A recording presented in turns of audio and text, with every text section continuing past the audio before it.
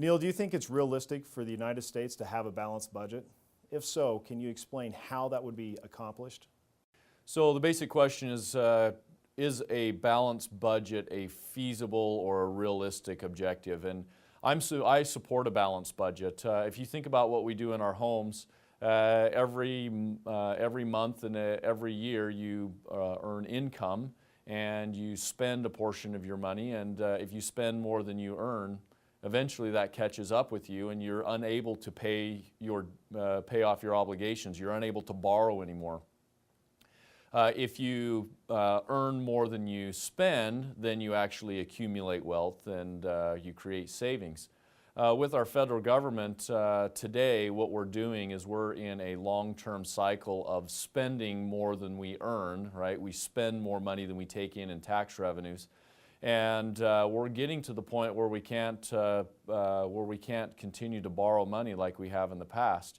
The way to solve that is to have a balanced budget. Now, there are some challenges with a balanced budget. There are appropriate circumstances, I think, where we can make it, where we make exceptions, and I think we should make exceptions. For example, when we decided that we were going to fight World War II, if we would have been required to fight World War II on a balanced budget, we would have likely failed to build up the type of Army, Air Force, Marines, Navy that would have required, and the resources that were required to build to win that war. But that being said, as we go year to year, I think that there's no reason why we can't either have a limit on the size of a deficit, or that we can't also say over a specific period of time. So over any 3 or any 5-year given period of time, the budget has to be balanced, and if it's not, then you can't spend the money.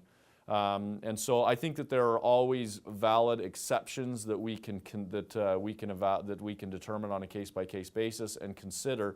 But the idea is very simple: that the federal government has to live on the revenues that it collects.